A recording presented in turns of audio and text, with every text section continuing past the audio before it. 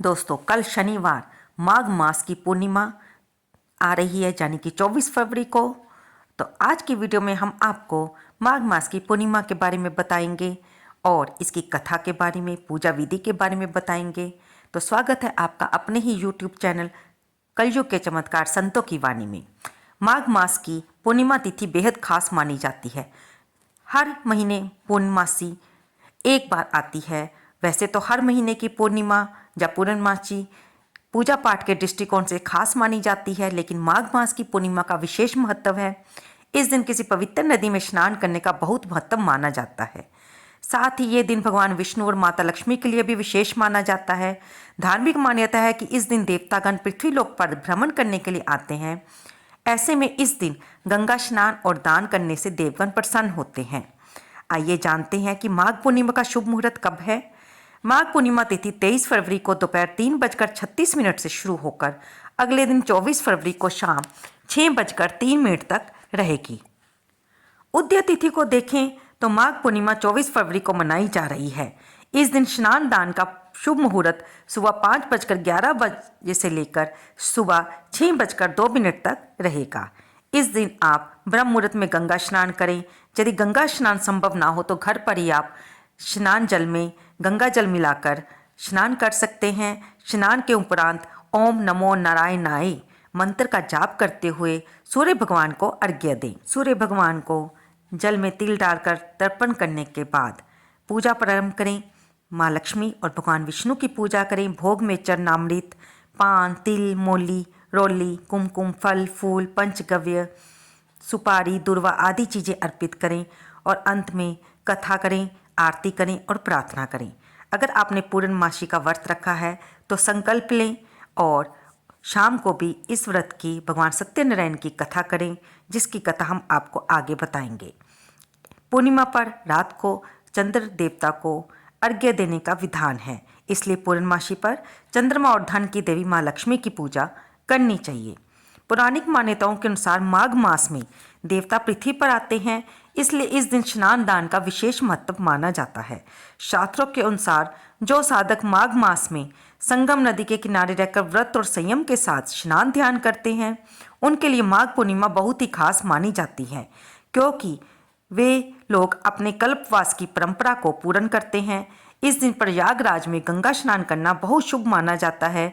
इससे व्यक्ति की समस्त मनोकामनाएं पूरी होती हैं और मोक्ष की प्राप्ति होती है। इस दिन माँ लक्ष्मी की पूजा करने से सुख समृद्धि की प्राप्ति होती है और रात को चंद्रोदय के समय चंद्रमा की पूजा करने से चंद्र दोष दूर होता है। आइए अब सुनते हैं माघ पूर्णिमा की व्रत कथा। पौराणिक कथाओं के अनुसार एक नगर में धनेश्वर नाम का ब्राह्मण रहता था। उसकी पत्नी का नाम रूपवती था। ब्राह्मण और उसकी पत्नी भिक्षा मांगकर अपने जीवन का गुजारा करते थे। उन दोनों के कोई संतान नहीं थी। एक दिन उसकी पत्नी नगर में भिक्षा मांगने गई, लेकिन लोगों ने उसे बांझ कहकर भिक्षा देने से मना कर दिया, जिससे संतान ना होने के कारण वे दोनों बहुत चिंतित रहने लगे। एक दिन किसी ने ब्राह्मण की पत्नी रूपवती को संतान प्राप्ति के लिए 16 दिनों तक माँ काली की पूजा करने को कहा। ब्राह्मण दंपति ने विधि विधान से 16 दिनों तक माँ काली का पूजन किया, जिससे प्रसन्न होकर माँ काली प्रकट हुई और ब्राह्मण की पत्नी को संतान सुख प्राप्ति का वरदान दिया। साथ ही माँ काली ने ब्राह्मण दंपति से हर पूर्णिमा को एक दीपक जलाने को और हर पूर्णिमा पर दीपक की संख्या बढ़ाने और पूर्णिमा व्रत रखने को कहा। महाकाली के कहे अनुसार ब्राह्मण दंपति ने पूर्णिमा व्रत को रखना और दीपक जलाना शुरू किया। कुछ ही दिनों बाद ब्राह्मणी गर्भवती हो गई। माँ काली की कृपा से ब्राह्मण और उसकी पत्नी के घर एक पुत्र ने जन्म लिया। दोनों ने अपने पुत्र का नाम देवदास रखा, लेकिन देवदास की ज़्यादा उम्र नहीं थी। देवदास बड़ा होकर अपने मामा के साथ पढ़ने के लिए काशी चला गया। वहाँ ऐसी दुर्घटना घटी कि धोखे से उसका विवाह हो गया।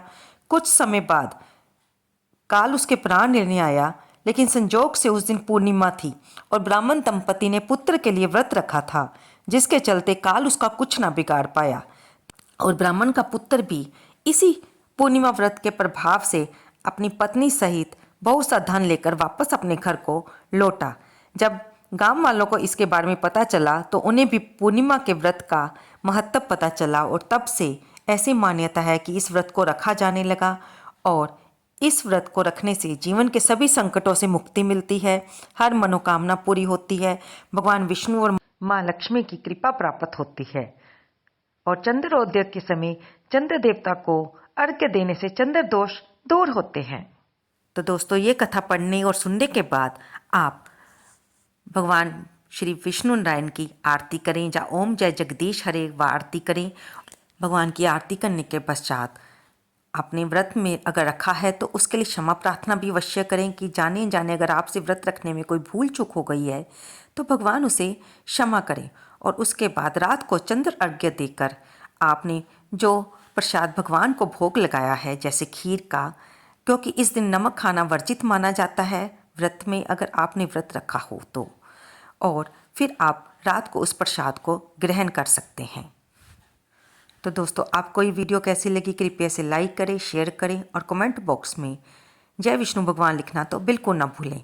इससे अगली वीडियो में हम आपके लिए कल के व्रत के लिए ही, यानी कि पूर्णमासी के व्रत के लिए ही सत्यनारायण की कथा भी लेकर आ रहे हैं, उससे भी आप अवश्य सुनिए और लाइक करिए। और अगर आप हमारे चैनल पर नए हैं तो उसे सब्सक्राइब कर लें ताकि आपको हमारी हर आने वाली नई वीडियो की नोटिफिकेशन मिलती रहे। धन्यवाद दोस्तों।